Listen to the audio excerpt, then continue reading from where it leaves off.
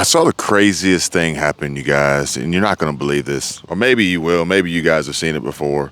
But this was the first for me and my family.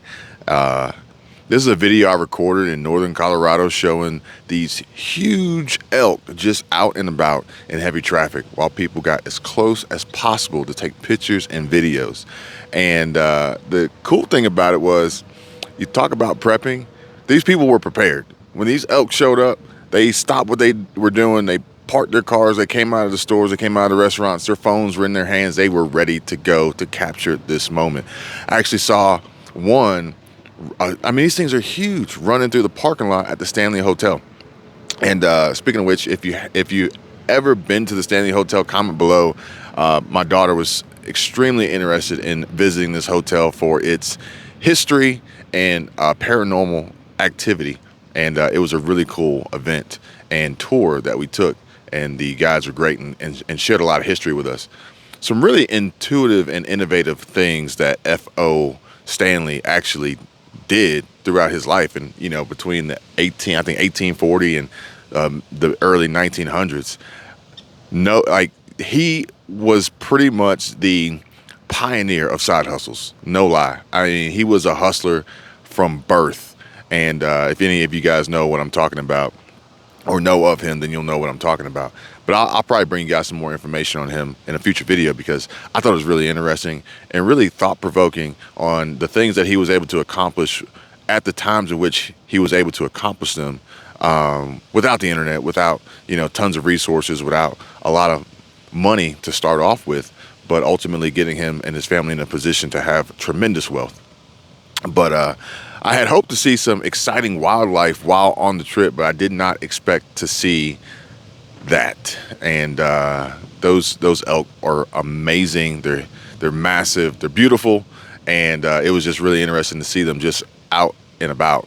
Even crazier people than the elk and the people standing there just like right up on them. I mean, these animals, like, they're weighing over 1,000 pounds. They could easily like hurt any human being. But even crazier than that, people are saying an organization named Cern is opening a portal today, July 5th. Hopefully everybody had a safe and enjoyable 4th of July and are watching this video in good health today. I know we didn't really partake in the festivities. We were pretty much driving the whole time, but we were able to see a lot of fireworks on the drive, so that was kind of cool. But I did find it kind of strange that we celebrate our nation's independence by using China's fireworks. Strange. But I had to do my homework first and get some answers to clear up some things before I shared this information with you, because I didn't really know about CERN. My first question, which may be your first question, what is CERN? Okay, CERN is an European organization for nuclear research that operates the largest particle physics laboratory in the world. And today they are restarting their 27-kilometer-long Large Hadron Collider, or LHC for short, machine to begin searching for dark matter. CERN physicists hope the resumption of collisions will help in their quest for so-called dark matter that lies beyond the visible universe. Dark matter is thought to be 5 times more prevalent than ordinary matter, but does not absorb, reflect, or emit light. Searches so far up to this point have all come up empty-handed. Researchers say that it is highly unlikely that CERN can create a black hole, but CERN has opened the door to the systemic exploration of the anti-world, or anti-world. Anti-world, anti-world, I'm not sure how you say it. Now, let me be honest. I don't really know what any of this means, and it kind of reminds me of Stranger Things. My wife and kid, they watch that show all the time. But seriously, what CERN is doing sounds rather interesting. I highly doubt that they're going to be the cause for the world ending, and if so, definitely won't be today, or at least not today. Maybe we have 72 hours left before that happens. But I guess the big question is, if CERN could open a portal to another dimension or an alternate universe, would you walk through it? I mean, whatever was on the other side couldn't be worse than what we have going on here that we have to worry about every day, right? And, I was talking to Michelle about this. And by the way, she's actually recovered and she's feeling much better. She's going to give you guys an update on our future video. So she says thanks for all the well wishes and the suggestions for her illness that she had yesterday. She read the comments on yesterday's video. She said thank you. Check out her channel, check out her video. She'll have an update later today. But I was talking to her about the extent and the reach of scientific exploration, especially when it comes to outer space, other planets, habitable planets, another life form, alternate life forms, or whatever. And honestly, the worst part about it, I think, is the fact that if they found another planet with life on it, I think the worst part about it is our government would probably do more for them than they do for us. And I mean, they would probably initiate task force and create agencies and develop funds and print more money to support another planet to support another species before they would help us, which is crazy, but I think realistic to imagine. But, it just goes to show that, you have to pretty much fend for yourself. And now is, there's the only time better than yesterday to start something new is right now. Okay. So if you haven't started saving money, if you haven't started trimming your budget, if you haven't started developing ways to create additional income, if you need to today. If you don't need to, no big deal. You're probably not watching this video if you don't need to, but for those who do, don't wait. I had somebody comment. I don't have the viewer's name pulled up, but I was going through them this morning, and they said that they have so many ideas, they just can't figure out which one to start with and which one to do. Well, here's my idea right now, okay? And I haven't shared this with a lot of people, but I'll share it with you guys, especially if you're still watching. Like I said, the smart and intelligent ones, they stick around and they understand the value. Hopefully they understand the value that I'm trying to bring to you. I don't have all the answers, but I've been through a lot, and I know a lot of people, and I talk to a lot of people, and I see a lot of things, and I do a lot of research. So I'm just going to share this with you. Don't wait. Start to do something. Now, before I go any further, this is not financial advice. This is not, I'm not a professional. I don't have a legal background. Look, I'm just sharing with you information, basic information, honestly, that you can find on the internet. But I'm gonna share with you the summarized Cliff Note version. And start now. Don't wait. It's like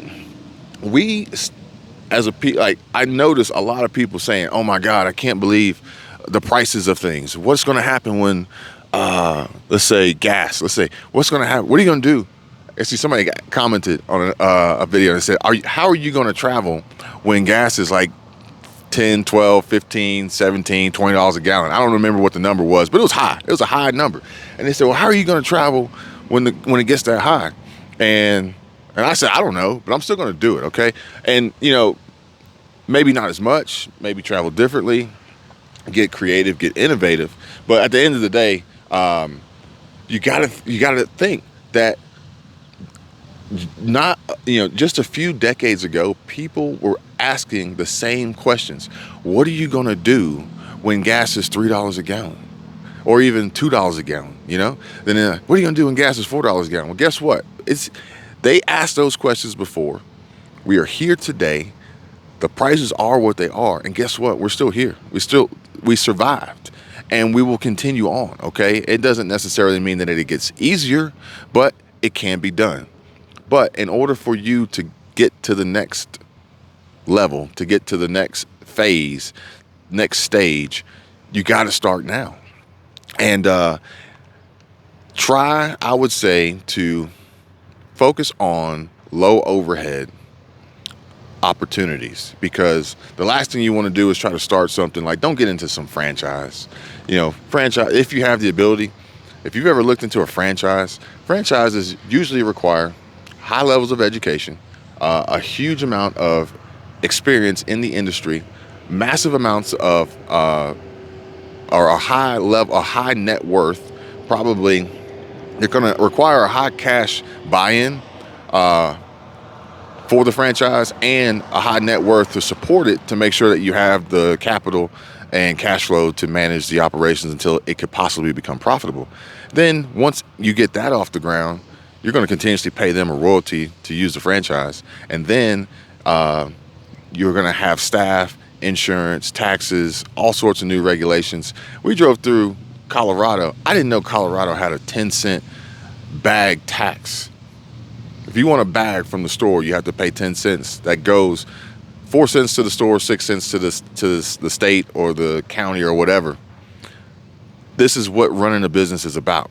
And high overhead businesses are a terrible idea, I think, right now. Again, this is not financial advice. It's not business advice. This is just my own personal, anecdotal conversation that I'm having with some friends.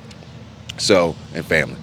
So if you were my friend, close friend, or family, this is what I would talk to you about, but I wouldn't tell you what to do. I'll just have this conversation. But if you're going to start something, start it now. Start something. Keep your job. Don't leave it. Keep it. Start something on the side. Make some extra money. Save it. Invest it. Use it to reinvest into yourself and into your business to grow, so that you can afford the gas when it gets to $10 a gallon. Speaking of which, news reports stated that parts of California are experiencing $9.99 gas because the pumps aren't ready to go to $10 yet, as far as the sell price. And these are in like smaller areas that are high tourist, but small areas that don't have like huge infrastructure, is what I saw in the report. But it's coming. And, don't be naive. You can be upset about it. That's perfectly fine. But don't let that stop you from preparing yourself to be ready for it. And if you have the idea of starting something, a side hustle, passive income, that's a whole nother video. We'll talk about that later. You need to be working, putting in the sweat equity to make money. Do not think that a passive income stream right now is a realistic idea. Not going to happen. But what you do today could be a passive income stream a year, 2 years from now, maybe even sooner than that, depending on what it is. But the only way you're going to get there is if you start now. Okay. So think about things that don't cost a lot to start, that don't require a ton of money to get into, and things that you probably already do on a regular basis that you're pretty good at that other people may not be good at. Just think about things like that, services that you could offer that don't rely on supplies. Like, if you have a service that relies on gas or diesel, like Walmart Spark, which we talked about the other day, I don't know if I would necessarily do that, because you're dependent upon someone else's cost that you can't control, and that is an overhead expense. Just to be available for Walmart Spark, to start your car, to drive to Walmart, to wait, to idle, it is an overhead expense. Try to find something. Try to keep your overhead as low as possible is what I'm saying.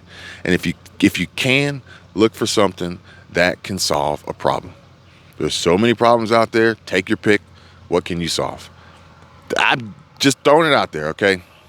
I don't want to go too far into it, because, this probably need to... I tell you what, you guys tell me what you want, and then I can make a video specifically detailed for that.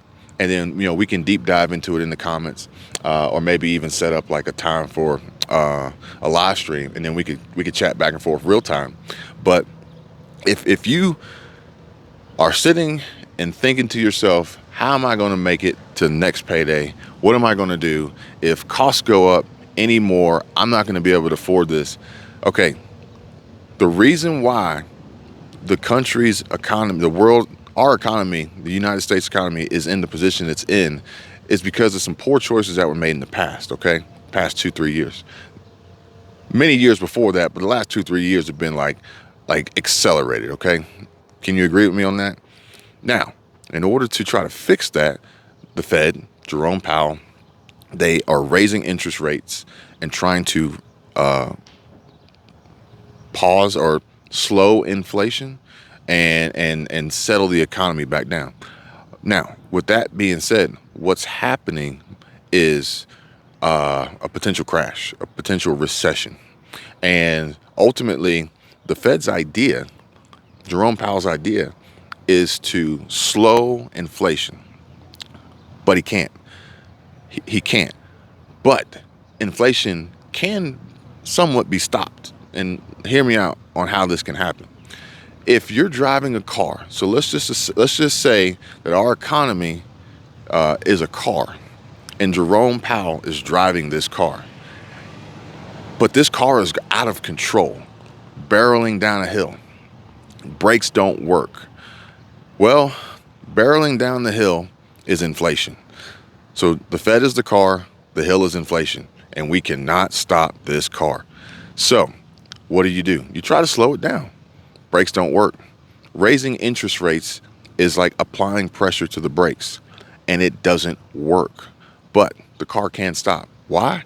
Because there's a brick wall at the end of this hill. There's a mountain at the end of this hill. There's something at the end of this hill that is going to ultimately stop this car. And how's that car going to stop when it gets to the bottom of this hill? It's going to crash. It's going to crash. And at that point, it would have stopped. Now, I can't, lie and say that, hey, in this crash, the driver's not going to get hurt. Maybe in the case of our economy, the driver won't get hurt because Jerome Powell, he's just, playing with numbers at his desk, probably making, crazy amounts of money every year that most of us can only dream about. But we are the drivers in that sense. And when the crash occurs, if you're not prepared for it, if you don't have your seatbelt on, if you don't have an airbag, you might even need a helmet, 5-point harness, I don't know. But it will stop. Inflation will stop because of a crash. And that's where we're headed because the brakes don't work. What the Fed's doing is not working. But at the end of the day, if you can walk away from the crash, then you, at that time, at that point, you're at the ability to recover and hopefully improve on your financial situation if that's your goal. Improve on your financial situation from that point and look back on it and remember it and don't let it happen to you again. Because like a lot of these things that are going on in our economy and in the world are out of our control, but there are things that are in our control. And those are our spending habits. Those are our investing habits. Those are our buying habits. Those are the ways we think about money and finance and how we can make it and how it's funny how most people, not all people, a lot of people think they have this scotoma that they can't make more money. They can't do more. There's no way. And it's not true. It's not true at all. But they have this idea. But they also have this equally opposite, imbalanced idea of they can easily spend it. They can easily spend it, and some people spend it before they have it. Some people have racked up thousands, tens of hundreds of thousands of dollars in debt, credit cards, student loan debt, all sorts of debt. That's obviously, it's easier for debt.